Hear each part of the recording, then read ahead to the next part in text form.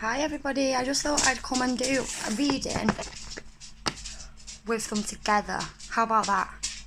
Something's telling me just pull a card from each together. Let's join them up. Let's do this. Whoops, we don't want to knock the phone. So here's the Divine Feminine. Let's put that there. And then, come on. Paper, come on. And then here is beautiful Kali set. So let's do them together. So first we'll do the Divine Feminine. This really gives me like sacral and root chakra divine vibes, like healed, fully healed, beautiful divine vibes. Oh no, don't start doing this to me. Come on, play nice cards, play nice. Play nice. Let's try again. Doesn't want to play nice. Come on. That's it. Work with me. Let the collective, let us have a card. That'll be delivery in 1 second. Right, sorry about that, I'm back. It was a delivery. It's a beautiful bedding set that I've been gifted for my birthday off my lovely friend, which I'm very excited to wash and use today. So, we have, let me just get the guidebook. This is a bit awkward, isn't it, guys? 1 sec, so sorry. Let's just put them there. So we have a card.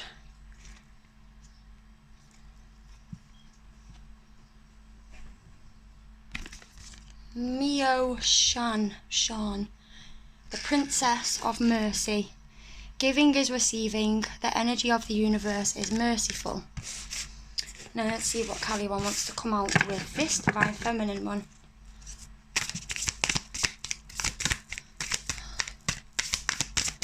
Oh, let's put it back in. That's a chunk. We don't want a chunk, we just want one. I love the colour of these, they're like purple. My favourite colour is purple, in case nobody knew that. Right.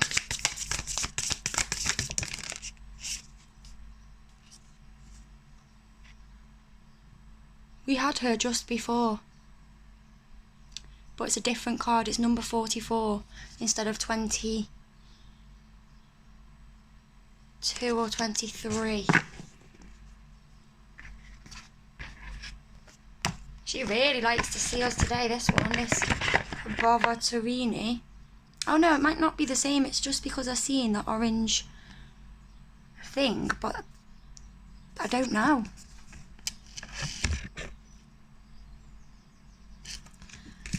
I don't know. So first things first, let's read the Divine Feminine, Mio Shan. I don't know how to say these.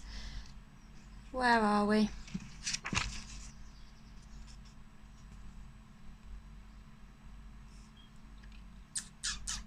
(108). Who she is. She represents the incarnation and fulfillment of mercy. She was a Chinese princess who is believed to have lived during the Tang Dynasty 618 to 907 and to have been the incarnation of the goddess Kuan Yin. She was the daughter of a king who wanted to marry a wealthy man in order to secure more wealth and power for himself. When she refused, the king sent her to live in a monastery on a secluded island off the coast of China. When the king found out that Mio Shan had transformed the barren island into a paradise, he got so angry that he ordered the monastery to be burned to the ground. It's a bit extreme, isn't it? Power goes to people's heads, doesn't it? But when Mio Shan saw the monastery in flames, she pricked the tip of her tongue with a hairpin and magically summoned a storm that put out the fire. The king then ordered her execution, but no blade or sword could kill her.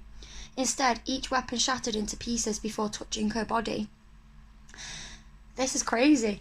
After several attempts, a gorgeous glowing white tiger appeared and spirited Mio Shan away. The tiger took her to meet Yama, the ruler of hell. The tiger took... Oh, we've read that bit. Miao Shan immediately heard the suffering of the souls all around her, and one by one she liberated them with the fierce power of her empathy. Yama had to send Miao Shan away because she was transforming hell into heaven. He gave her the peach of longevity as a gift. Miao Shan meditated for many years on the island of Putuo Shan. News reached her that the king was on the verge of death, and that he needed the eyes and arms of a person without anger in order to live. The king was revived and came to honour the person who had saved his life. When he saw that his saviour was Miao Shan, he fell to his knees, humbled by the extent of her mercy. When your soul selects her card. The author Sue Monk Kidd articulates the process of empathy so clearly when she writes, "Empathy is the most mysterious transaction that the human soul can have, and it's accessible to all of us, but we have to give ourselves to the opportunity to identify, to plunge ourselves in a story where we see the world from the bottom up or through another's eyes or heart. Empathy is mercy's twin sister. When we can feel into the reality of someone else's suffering, we open up to the possibility of mercy. Mercy comes from the old Etruscan merc, which means that reminds me of a Mercedes, which means exchange. Mercy is the embodiment of compassion. It can feel easy or even natural to have compassion for people who have never harmed us personally. But mercy is having compassion for someone who has. Mercy requires that we give something of ourselves, which is symbolised by Miao Shan giving her eyes and arms to the king. Forgiveness, giving them our forgiveness.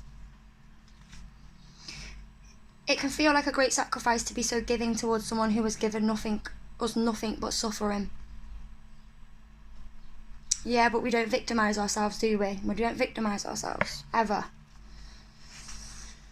Ever. Here's where the magic comes in. The law of the universe is merciful. The more we give, the more we receive. When the king realised the profound act of mercy his daughter bestowed on him, Miao Shan, I can't say her name, I'm so sorry, transformed into her true manifestation as the Thousand Arms Kuan Yin. Miao Shan is a reminder that giving is the true receiving. When we refuse to release our anger towards someone, we are blocking the flow of the universe within us. We are not harming the person who harmed us by remaining angry. We're just harming ourselves. We're continuing to self-sabotage. I don't understand why we feel like it's okay to do that. It's not okay to do that.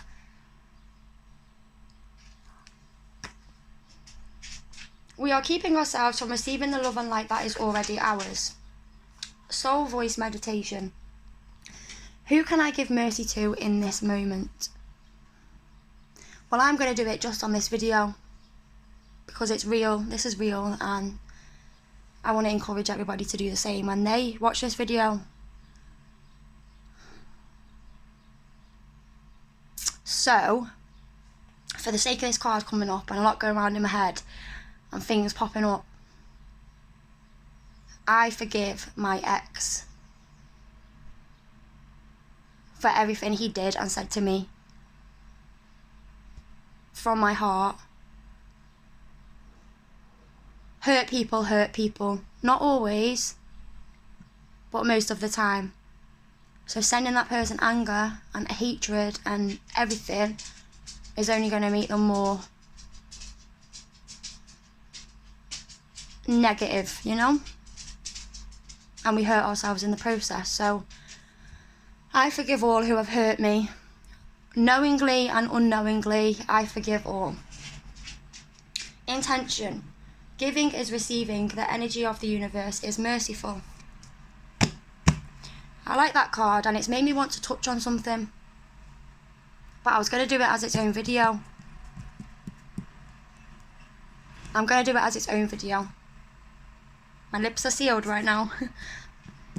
But you'll know, you'll watch it, you'll hear it, don't worry. But it's a very good point. And I feel like when people realise this, what I'm going to share on another video, it's a game changer. So now we have number 44, by the way, one of my favourite all-time numbers,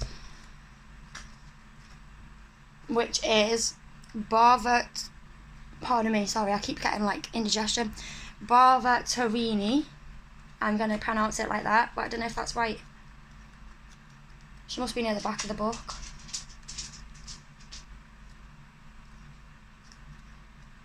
God, she's the last card. The Tantric priestess of karmic release manifests with the capacity to integrate higher divine energy into even the most stubborn patterning that has so far resisted healing. When momentum is building and you don't know how to stop fuel on the fire or reverse the damage, she appears. Her presence indicates that this is a powerful time for spiritual work and healing practices. She will support the work and much growth can come from it, particularly at this time.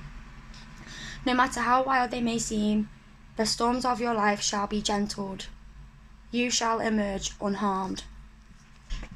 Goddess Kali as Barvatariini is a tantric priestess of karmic release and spiritual blessing. She liberates devotees from karmic struggles, especially those who keep repeating the same patterns with different players. Her presence in a reading implies the Divine Mother's blessing of a divine disruption. These are all theming together, all these cards that I've pulled today and yesterday. Sometimes the jolt of the disruption is such a shock that it is temporarily unpleasant, and we feel therefore that it is unwanted or harmful. However, once we allow the workings of such disruption to realign our affairs, we will come to recognise and be grateful for what is taking place. We will see it as a saving grace. I just love the word grace when it's linked with Kali. Like, I just feel something in my soul, it's just warm. We will see it as a saving grace rather than something we had to endure. The oracle predicts the ceasing of restrictive or negative influences. Ma is adorned with flowers in recognition that she is celebrated during puja. Unlike the fierce Kali who is adored in fearsome places in the dead of night, the kind Barvatariini is adored in celebrations of the light. The puja, or sacred ritual, can be very simple. In its most basic form, it is a call to the divine ones to manifest on earth. It is a creation of light and has a cleansing effect on those doing the puja, and if the intentions and receptivity are strong enough, on the surrounding people and areas. Barvatariini teaches that our spiritual activities can have a positive influence, more so than we think is possible. In a reading, she foretells of a profoundly positive and expansive energy that will become available to us if we are willing to open our hearts to her. She also reminds us that we don't have to wait until things become severe to call on the Divine Mother's assistance. Why not call for her daily, not only to resolve issues, but to prevent them from gaining traction in the first place? If we align ourselves with such simple and happiness-inducing wisdom, our lives can become peaceful and free from unnecessary drama. Barvatariini can take the form of Kali Palarini to destroy the results of our actions. Pala means fruit and Harini means a female who takes something away. So Palarini means the woman who takes away the fruit of our actions, the karma. This means that she can conquer our karma. Kali Palarini can cleanse our samskaras, or mental psychic imprints. These are the familiar grooves that keep the soul repeating patterns, lifetime after lifetime. They are comprised of habitual ways of thinking and behaving that prevent us from evolving into something new and more suitable. They are the karma of stuckness, limiting our freedom, creativity, and expression. Samskaras can be negative in quality, such as an inhuman compulsion towards perfection, but they can be something we consider positive, such as a repeated attraction towards being a healer. Although being a healer can generate spiritual benefit if we identify with it, it can undermine our freedom to grow spiritually. It can become overly restrictive and even lead to suppression of aspects of our authentic being that don't readily fit in with the healer archetype. In the example of a healer, the Divine Mother recognizes the goodness in your heart and your genuine desire to assist, yet she will do what is necessary to protect your spiritual awakening and free you from your attachments. Yes, even the attachments to helping others. This doesn't mean that you no longer want to be a healer or that you are blocked from doing so. It means that you will not be able to pop up self-value using external roles. Because that gets into your ego, doesn't it? Ultimately, this is a gift, but it is a lesson that many healers find painful in the beginning. They need to learn how to offer their heartfelt work and not be attached to how it is received. If they see immediate results and powerful effects of the work, the challenge is to not identify with what is happening and make the divine grace about their own ego. If the ego is failing these lessons and getting caught up in feeling superior or inferior, then the Divine Mother will intervene. The lesson is that you can relish the roles you play in your life without allowing them to define you. You are asked to take care that you don't restrict yourself to the roles you play. Embrace the spiritual freedom and unconditional love necessary to be your full, authentic being. You are asked to bear the discomfort of no longer relying on certain familiar patterns to give you validation. This will open you up to greater self-realization, self-possession, and joyful freedom to be your whole self. You are on the cusp of a beautiful breakthrough into a more positive era. To amplify her blessings, open your heart to the unfamiliar. Invocation ritual. Say this prayer aloud. Beloved Ma Kali Bhavatarini, Kali Palarini, please help me release attachment to the outcomes of my actions so that your grace can manifest without inhibition or constraint. Please abort negative karmic momentum flowing from me or toward me. I place my trust in you. You are the strength that overcomes the current. You are the peace that arises in letting go. You are the graceful and effective wisdom manifesting spontaneously for the spiritual benefit of all beings. May your beautiful kindness and liberating wisdom emanate within my heart always. May I love you more than I love certainty and control. Jai Ma Kali, Jai Ma, Jai Ma, Jai Ma.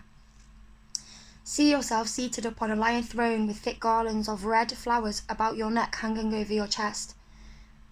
Stick out your tongue and breathe out a fierce, cleansing breath. Then become peaceful. Place your hands at your heart. Sense that there is a guiding presence that knows exactly what needs to happen and when for the spiritual benefit of all beings. You can trust in that. You now become willing to rest in spontaneous wisdom of the heart.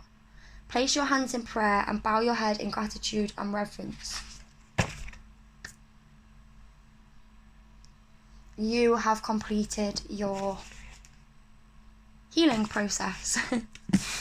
So, what beautiful cards to come from both decks today.